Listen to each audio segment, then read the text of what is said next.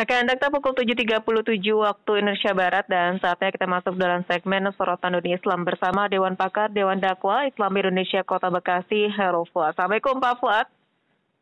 Waalaikumsalam warahmatullahi wabarakatuh. Ya, kita akan membahas terkait dengan pernyataan sikap Persatuan Umat Islam tentang Peraturan Menteri Pendidikan, Kebudayaan, Riset, dan Teknologi tentang pencegahan dan penanganan kekerasan seksual ini di lingkungan perguruan tinggi. Seperti apa? Dari Pak Fuad adanya peraturan ini? Iya, Mbak Ulfi rekan Dakta, di 3 September 2021, Mendikbudristek Nadiem Makarim mengeluarkan Peraturan Menteri Permen Nomor 30 Tahun 2021 tentang pencegahan dan penanganan kekerasan seksual di lingkungan perguruan tinggi. Nah, permen ini mengatur definisi kemudian sanksi adanya yang disebut dengan kekerasan seksual di lingkungan perguruan tinggi, baik yang dilakukan oleh sivitas akademika terhadap mahasiswa maupun di antara mahasiswa dengan mahasiswa. Nah, ini menjadi sorotan karena paradigmanya ini benar-benar sekuler, gitu. Jadi bertentangan betul dengan tujuan pendidikan yang dimuat di dalam Undang-Undang Dasar 1945 yang menyatakan bahwa tujuan pendidikan nasional adalah meningkatkan keimanan, ketakwaan, dan akhlak mulia. Ini tiga idiom ini benar-benar diambil bukan hanya dari agama, tetapi benar-benar dari unsur Islam, iman, takwa, dan akhlak. Itu tiga kata ini karena Indonesia adalah mayoritasnya Muslim, kemudian kita pahami bahwa ini benar-benar menginspirasi Undang-Undang Dasar 45. Tapi kenyataannya sekali lagi ketika dituangkan dalam kebijakan-kebijakan bergantung kepada rezim dan bergantung kepada menteri yang bertanggung jawab mengurusi urusan-urusan pendidikan. Saya melihat bahwa umat Islam ini makin deg-degan terus gitu ya. Dengan berbagai kebijakan yang baik. Kalau kita lihat perjalanannya selama ini dari Kementerian Agama, Kementerian Pendidikan, ya belum hal-hal yang berkaitan dengan politik dan ekonomi. Nah, sekarang kita dikejutkan dengan Permen Nomor 30 Tahun 2021. Misalnya, mengapa saya sebutkan ini dan dikeluhkan oleh banyak orang Islam, paradigmanya benar-benar paradigma Barat. Karena yang disebut dengan kekerasan seksual itu kalau ya ada unsur pemaksaan dari salah satu pihak. Nah, kalau tidak ada unsur pemaksaan, logikanya itu tidak dianggap sebagai kekerasan seksual. Misalnya di beberapa pasal disebutkan gitu ya, pasal 5 ayat 2. Mengambil, merekam dan atau mengedarkan foto dan atau rekaman audio dan atau visual korban yang bernuansa seksual tanpa persetujuan korban. Nah, kan logikanya kalau dengan persetujuan korban, gitu, ya ini tidak dianggap sebagai tindakan pelecehan seksual maupun kekerasan seksual. Hampir semua di ujungnya itu pasal 5 ayat 2 membujuk, menjanjikan, menawarkan sesuatu atau mengancam korban untuk melakukan transaksi atau kegiatan seksual yang tidak disetujui oleh korban. Jadi semuanya di ujungnya itu dengan kata-kata ya tanpa persetujuan korban. Pasal 5 ayat 2, memegang, memeluk, mencium atau menggosokkan bagian tubuhnya pada tubuh korban tanpa persetujuan korban. Nah, jadi ini jadi semacam perdata. Kalau si korbannya merasa dipaksa, nah ini jadi delik aduan perdata. Padahal kalau untuk kasus-kasus perzinahan dalam Islam itu bukan lagi soal perdata, ini haram misalnya. Apakah melalui persetujuan atau tidak melalui persetujuan. Hanya melalui lembaga perkawinan saja. Begitu Mbak Ulfi, rekan Dakta. Jadi dasarnya paradigmanya ini yang kacau gitu. Dan lebih mengedepankan, kalau lihat definisinya lebih ini lagi gitu ya. Tidak ada pertimbangan konsideran tentang agama. Karena yang jadi konsideran itu adalah kesetaraan gender. Gitu ya. Kekerasan seksual adalah setiap perbuatan merendahkan, menghina, melecehkan, dan atau menyerang tubuh atau fungsi reproduksi seseorang karena ketimpangan relasi kuasa dan atau gender yang berakibat atau dapat berakibat penderitaan fisik dan psikis. Jadi karena persoalan relasi gender gitu ya, karena si laki-laki misalnya merasa lebih superior daripada perempuan, atau karena dia punya jabatan tinggi yang di bawahnya, karena unsur itu aja gitu, itu dianggap kekerasan seksual. Tapi tidak disebut kalau melanggar aturan agama. Kalau melanggar agama tidak jadi pertimbangan di sini.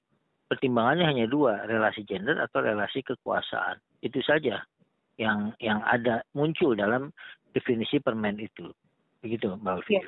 Ini tentunya banyak mengadopsi dari draft rancangan undang-undang penghapusan kekerasan seksual yang memang beberapa waktu lalu di DPR periode 2014-2019 ini masih menimbulkan permasalahan. Sudah tahu banyak permasalahan, mengapa diadopsi ini dari Mendikbud? Ya, ini kan seperti selalu ya, kalau ingin melakukan perubahan berjangka panjang, radikal, ada semacam testing the water. Gitu, lempar dulu, apakah reaksinya dahsyat, apa reaksinya biasa saja. Kalau reaksinya dahsyat, itu mungkin akan dicabut.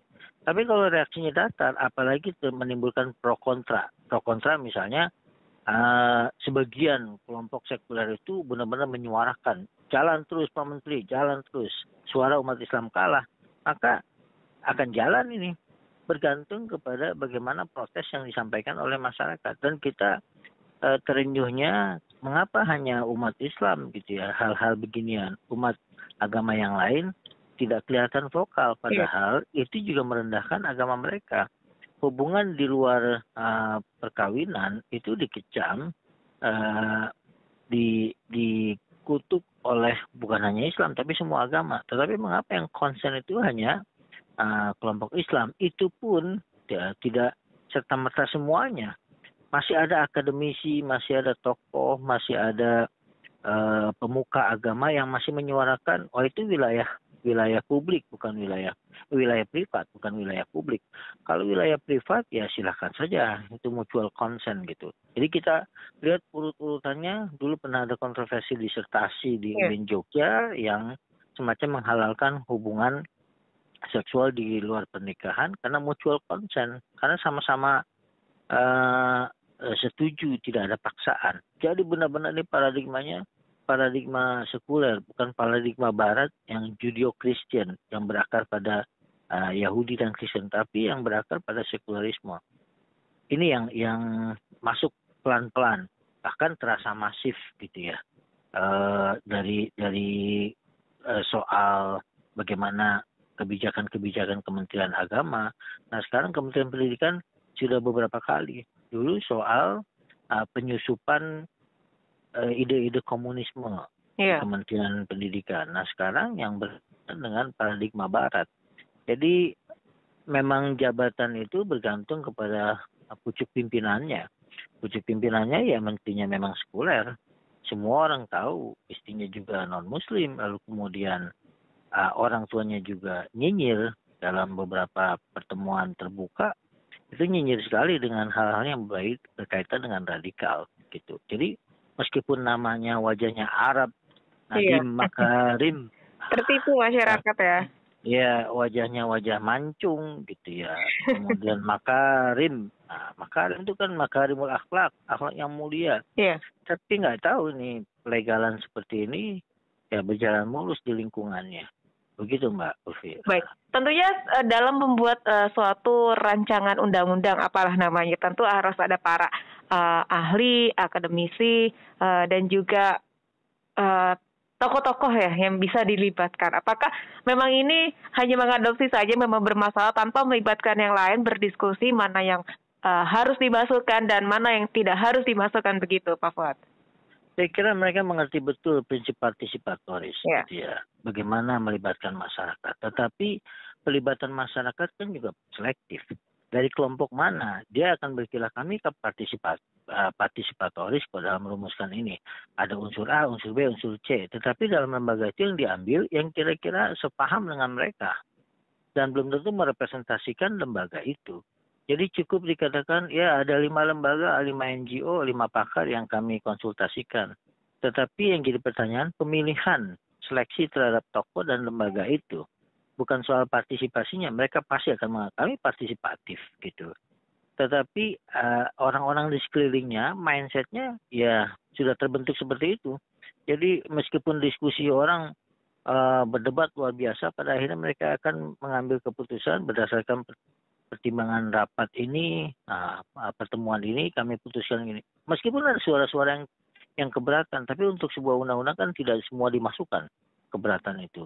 Nah, jadi proses itu, kalaupun ada proses partisipatoris, kalaupun tidak, ya kebijakan memang di dalam Kementerian Pendidikan yang dominan paradigmanya seperti itu, gitu. Dan sudah jadi rahasia umum kalau seorang menteri pasti memiliki privilege, memilih pembantu-pembantunya yang sepemahaman dengan dia, yang bisa membantu ide-idenya, ide besarnya. Nah, sulit sekali dia mencerminkan ya apa yang ada amanah di undang-undang. Sedikit banyak bisa bergeser sesuai dengan orientasi pemikirannya, gitu.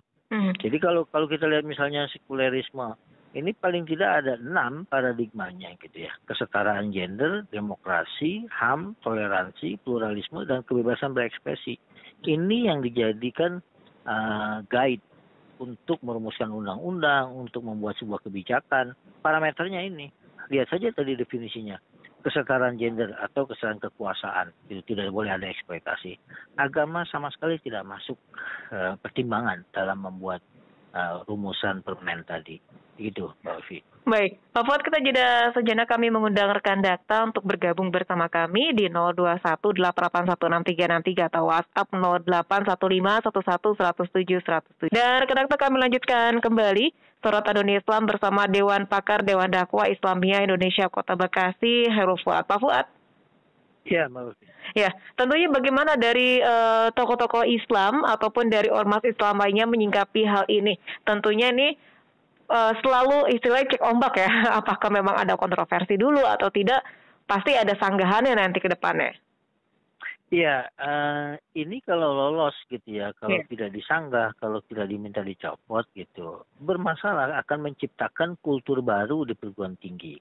Dan mereka yang bereaksi seperti yang paling concern misalnya guru agama atau dosen agama atau pegiat keagamaan atau ormas atau organisasi mahasiswa yang concern pada soal agama di masjid akan dinyinyir dan dipinggirkan perannya. Karena ketika misalnya dipersoalkan, mereka akan katakan harus bicara undang-undang. Menurut undang-undangnya ini tidak dianggap sebagai kejahatan seksual selama mereka suka sama suka. Yang dijadikan masalah kalau ada semacam pemaksaan tanpa persetujuan. Dan benar-benar paradigma sekuler, karena bahwa persetujuan korban dijelaskan. Pasal 5 ayat 3, persetujuan korban sebagaimana dimaksud pada ayat 2 huruf B, huruf F, huruf G, huruf F, huruf L, dan huruf M dianggap tidak sah dalam hal korban 1. Memiliki usia belum dewasa sesuai dengan ketentuan peraturan perundang-undangan. Jadi kalau ada anak SMP dengan anak SMP sama-sama setuju melakukan hubungan seksual, itu ditindak karena belum cukup dewasa. Tapi kalau di atas 20 tidak bisa ditindak karena sudah cukup dewasa dan berdasarkan keinginan suka sama suka, tidak dianggap sebagai perzinahan. Saya ingat beberapa kasus di Australia, kemudian di Amerika, guru perempuan berhubungan seks dengan siswanya yang berumur 14 tahun. Itu masuk pengadilan. Apa persoalannya? Persoalannya orang dewasa memaksa atau melakukan hubungan seksual dengan anak di bawah umur. Tetapi kalau guru dengan guru nggak ada persoalan, sama-sama dewasa. Nah, ini kan kultur ini yang mau dibawa. Ya, yang mau ditransfer ke lingkungan perguruan tinggi karena mereka dianggap sudah dewasa. Cara berpikirnya urusan agama itu privat masing-masing. Nggak usah diurus sama negara. Itu urusan pribadi masing-masing. Anda suka, tidak suka. Nah, yang masuk ke ranah publik itu kalau ada unsur pemaksaan. Nah, itu yang jadi concern publik. Makanya perlu diatur melalui permen. Nah, ini yang saya lihat kultur ini yang akan terbangun. Mungkin tidak dalam 1 minggu, 2 minggu. Nah, kalau ini berjalan bisa dalam waktu 15-20 tahun bisa kelihatan. Karena sasarannya adalah generasi milenial. Yang sekarang di perguruan tinggi itu yang lahirnya sekitar tahun 2000, 2021, 2001, 2005. Itu umur-umur yang milenial. Kalau kita lihat generasi ada X, Y, Z. Nah, sekarang generasi Z atau Super Z milenial yang cara berpikirnya praktis pragmatis. Ya, yang hal yang idealis agak minggir. proses itu nggak penting, yang penting hasil akhir. Nah, mereka selalu berpikir begitu. Nah, kalau ini urusan privat publik, urusan publik diatur oleh negara, urusan privat masing-masing. Ini masuk ranah privat. Jadi kalau bagi saya mengerikan, bukan hanya lagi sebagai concern, mengerikan karena berpadu itu. Ya, kondisinya sudah ada, generasi Super Z, super milenial, kemudian kebijakannya bukan malah mengawasi mereka, malah memberikan jalan kepada mereka untuk mengekspresikan apa yang menjadi idealisme generasi milenial ini, praktis pragmatis. Ya sudah, urusan agama itu sama dengan urusan-urusan seni, urusan-urusan hal yang lain, bukan sebagai guiding principle dalam kehidupan kita. Ini yang perlu mendapatkan perhatian betul, karena permen ini akan dijadikan dasar bagi siapapun yang komplain, yang marah terhadap peristiwa misalnya hubungan seksual, baik yang tidak dipaksa khususnya. Karena kalau dipaksa sudah jelas diatur oleh undang-undang ini. Tapi yang tidak dipaksa, kita malah bisa jadi diadukan. Anda mengganggu privasi saya. Gitu. Apa urusan Anda menegur saya? Misalnya ada hukum pacaran di taman-taman, apa urusannya? Gitu. Undang-undang mengatur. Kalau suka sama suka nggak ada masalah. Kecuali Anda melihat saya sedang memaksa lawan jenis di parkiran gitu, Anda boleh marah. Tapi kalau suka sama suka, nggak bisa. Bahkan saya bisa laporkan Anda mengganggu privasi saya. Ini yang akan terjadi, Mbak Ulfi. Karena secara legal formal malah ditegaskan oleh permen ini. Gitu. Jadi concernnya hanya itu saja, relasi gender, relasi kekuasaan. Ada unsur pemaksaan. Di luar itu silakan. Iya. Gitu. Baik. Berlaku. Negaranya semakin ruwet saja, Pak Fuad ya. Ya, kita tetap berdoa semoga Allah selalu melindungi kita dan tetap diberikan kekuatan untuk makin membuka mata, makin bekerja lebih powerful lagi menghadapi tantangan yang seperti ini. Baik, dan juga kekuatan iman harus tetap dijaga. Terima kasih Pak Fuad sudah berbincang bersama Dakta di pagi hari ini. Assalamualaikum warahmatullahi wabarakatuh. Waalaikumsalam warahmatullahi wabarakatuh. Sorotan Dunia Islam. Rekan Dakta, demikian Sorotan Dunia Islam bersama Dewan Pakar Dewan Dakwah Islam Indonesia Kota Bekasi, Hairul